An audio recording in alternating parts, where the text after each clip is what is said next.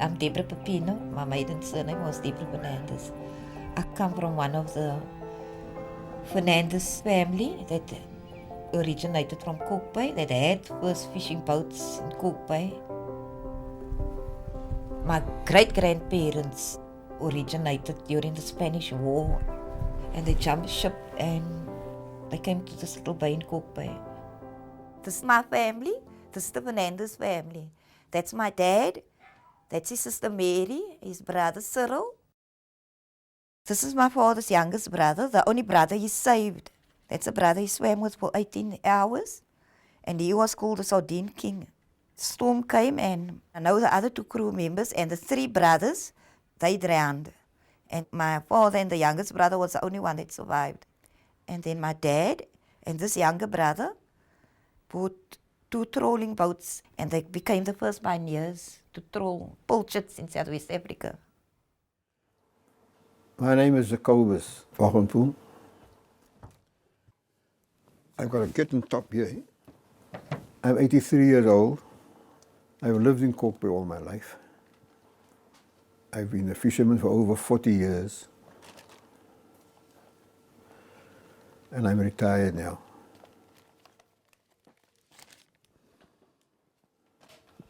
I actually worked in the post office for about 6 years as a telegram messenger boy.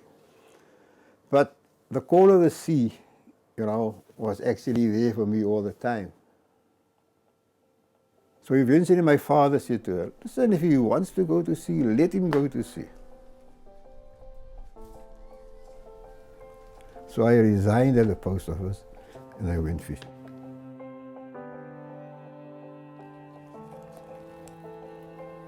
You would perhaps fall in love with a girl from the Pepino family or from the Fernandez family. You just couldn't marry any girl because she must adapt. There she is, my late wife with my 2 daughters, my eldest daughter and the second eldest. So you got to understand the fisherman's way of life, which wasn't an easy life. And that is why most of the Kalk Bay boys, they would marry Kalk Bay girls.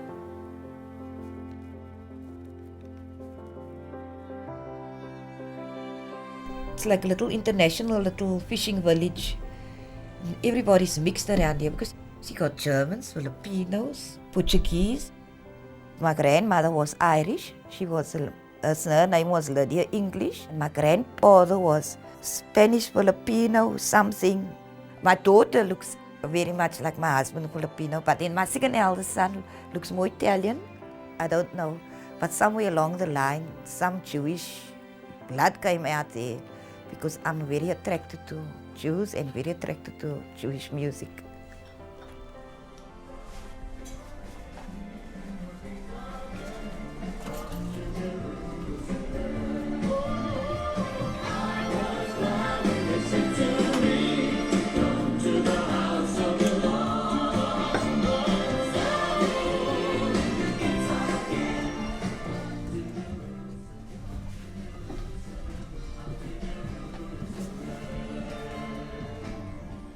So we're in Windsor Road in Kalk Bay. It's the sort of spine of the village of Kalk Bay. Coming up the road, you had Kalan, the cobbler. You had the blacksmith and farrier. A lot of the people lived at the bottom of the road, the fishing community, particularly on the left, which is called Fisherman's Cove. As a child, I remember lying in bed, and I would hear the boots of fishermen going down the road, They got out terribly early, 4 o'clock, maybe even sometimes earlier. There'd be a loud knocking at the door. Are you awake? Mr. Jennings next door. That I remember, and a lot of people used to fish a lot off the harbour wall. The mackerel would be piled up like, 3 feet high.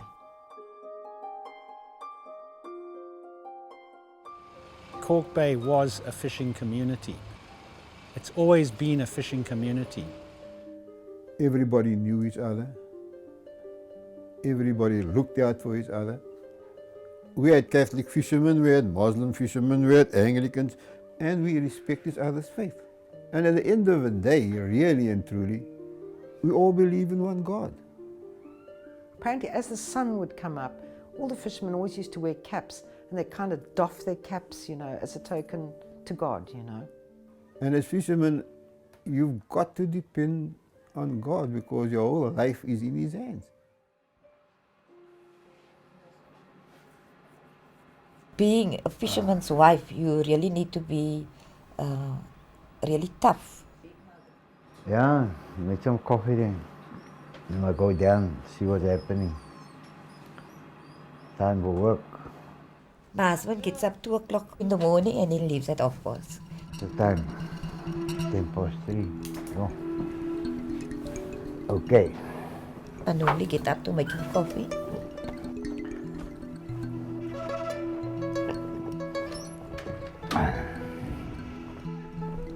Oh. My husband will just go across the road and stare around the corner and there's the harbour. The harbour is like the main attraction of the little bay.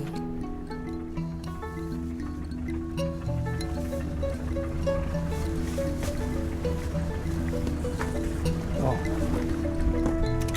Did you buy anything? Yeah. Yeah. How much? Yeah. Come early up.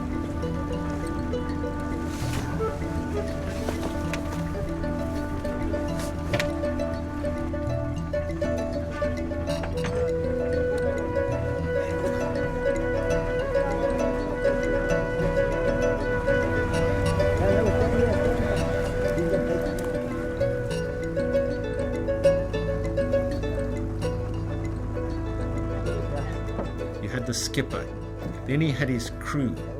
So off they would go, 4 o'clock in the morning, catch as many fish as you can, each man for himself.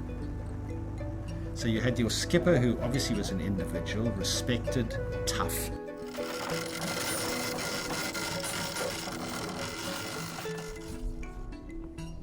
You followed his instructions to the letter because your life depended on it.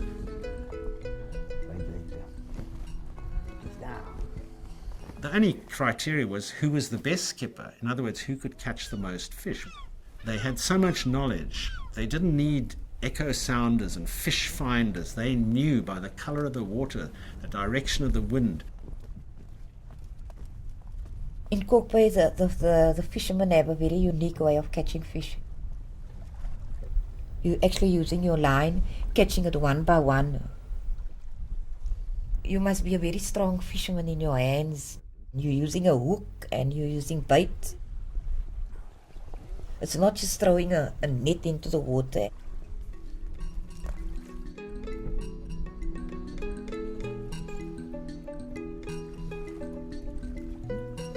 So it's very, very unique in the way they catch fish.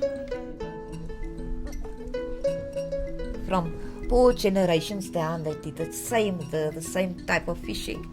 They've used the same kind of bait, and it's still here today. Take again. Take again, man. Not every fisherman that can go to sea and come home with a catch. It's very strange. Something's been inherited down. You can see it and you can feel it. It's like a blessing you inherit down the family line.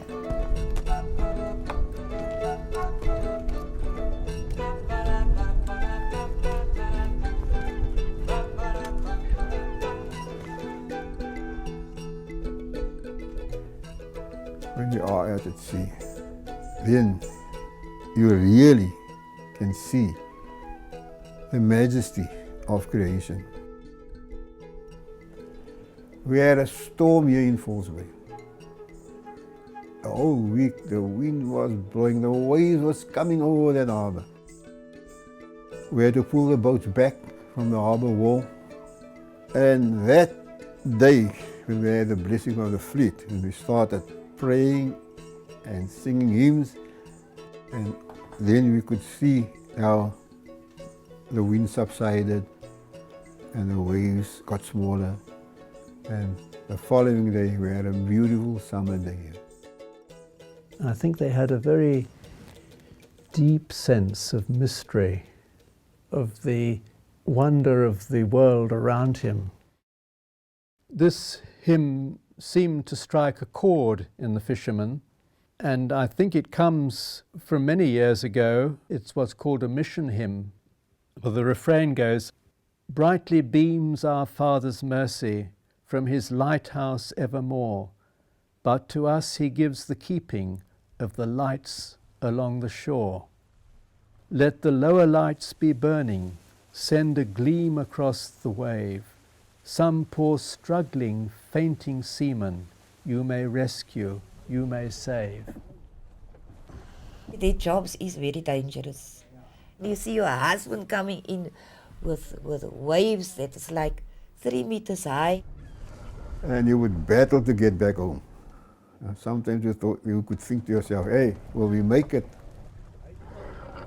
I know, for sure my husband normally comes home and tell me that, baby, you know, sometimes when the weather's rough and we're coming home, in my heart I'm saying, Lord, I know you're taking me safe home.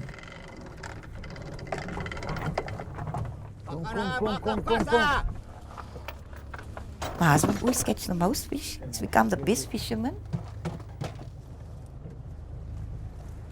He's not just one of the common fishermen. And even if the other fishermen catch nothing, he's always catching most.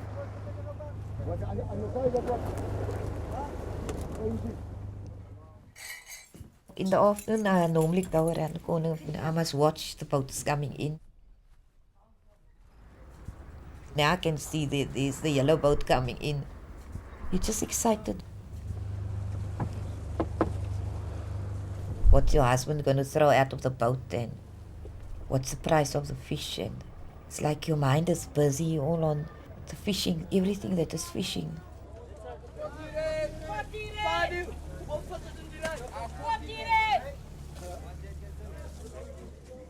I know my husband is one of the best fishermen here in Kalk Bay. The best is always the best, so I know that my husband has got to be the best.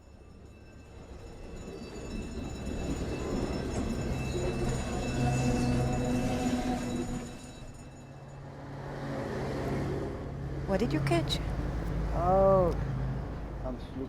Nothing. Immediately when my husband comes home, the fish comes out of the bag. It's fresh fish. And it goes straight into the pan. You normally make fish cakes. You normally make fish in olive oil with cream and veggies. And you used to snook. You used to yellowtail. You used to cob. I can name it, just about every kind of fish you can find in the ocean. No, I don't ever get sick of eating fish every day. In the Group Areas Act, there was tension running high in Kalk Bay, and the fishermen were really worried about, is the government going to put them out, how they're going to travel to get to their boats. The nationalist government came in 1948. They started to slowly impose tighter and tighter racial restrictions based on racial grounds. So we had a lot of support from our white community to keep our coloured fishermen here in Kalk Bay. I think Mark Wiley's dad was also obviously a little bit involved in it. My father, who was the Member of Parliament at the time, was implacably opposed to that. Unfortunately, some of the families were moved out of Kalk Bay from a specific area. I think it was St John's Road. And the Group Areas Act, with the stroke of a pen, removed a lot of stable communities just by signing a piece of paper, which I think was very, very diabolical. We fought the group areas. We fought to stay here. We had the Black Sash people. They had a silent protest up Harbour Road. They were standing right up from the main road up nearly to Boys Drive. The Black Sash were a women's organization. They would stand like a moral conscience with their black sashes and maybe placards. I joined the Black Sash because I felt very strongly about what was going on here, you know. And when they tried to move the people from Kalk Bay, remember they tried to... Yes, they tried. They declared it a white suburb. Yeah. And it was terrible. Yeah. And so that was how one of the reasons that I got involved with the Black Sash. There was a specific letter from the government at the time saying that they were not going to carry through with the removal process. So they decided in their wisdom to give us a 15-year grace period. And after the 15 years, most probably they'll move us to wherever they thought was best for us to go. Some people sold, and some people thought, no, bugger you, we're not selling, we're staying. I think we actually the only coloured community that I can recall that survived. Well, I've been in this flat for 40 years. It's mostly the same families that has occupied these flats from day one are still here. But the future here in Kalk Bay for the fishing community looks very bleak. Former years they were battling to get this harbour for yachts. We fought that for many years to keep Kalk Bay harbour as a fishing harbour. But how long you can keep those big guys out, and Kalk Bay, you can see for yourself, has become really an area where tourists flocks to. They've got to move out of the tradition of becoming fishermen. The reality of the matter is that because of the decline of the fishing industry, because the marine resources have become depleted on the one hand, because the allocation of quotas have been mismanaged in many respects. Therefore, other avenues of economic empowerment needs to be found. This may include residential developments that you see, working harbours we see in the V&A waterfront. Whatever development needs to take place or does take place must include the traditional fishing communities. I think things change, you know, like you change and you get older and things change. And I think for me, and I can only speak for myself, I can't speak for anybody else, but, you know, to me, Kalk Bay has become a bit kind of not as it was. There's still a sense of community, but I'm quite envious of the fishing community because they've very much kept their traditions and their families and the same people still living there intact, more or less, you know. I can't imagine a Kalk Bay without that aspect of that fishing community, with this harbour, with the mountains, with the cobbled streets, with the sea. I think the saddest day will be if they ever start selling off their apartments, you know, because they had 10 years in which they couldn't sell, and now they can, and I'll be heartbroken the first one that sells, because that'll be the beginning of the end, you know. And I think a lot of Kalk Bay people feel that sense of belonging, because many times people say, why don't you just sell your house? And I say, well, where am I going to go?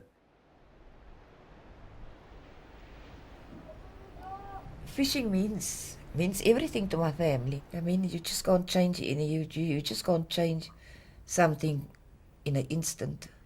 If you lose the fisherman, if you lose the village, if you lose the boat, it's like losing part of your soul. It's like something is gone. It's always been a very outstanding village. But I'm quite happy the way a fisherman is. We still have handline fishing. It's like watching the boats, watching the seagulls in the morning, watching the whales. Things that you haven't seen elsewhere, you'll see in here. This is our dream, a lifestyle in Kalk Bay, living in this little fishing village.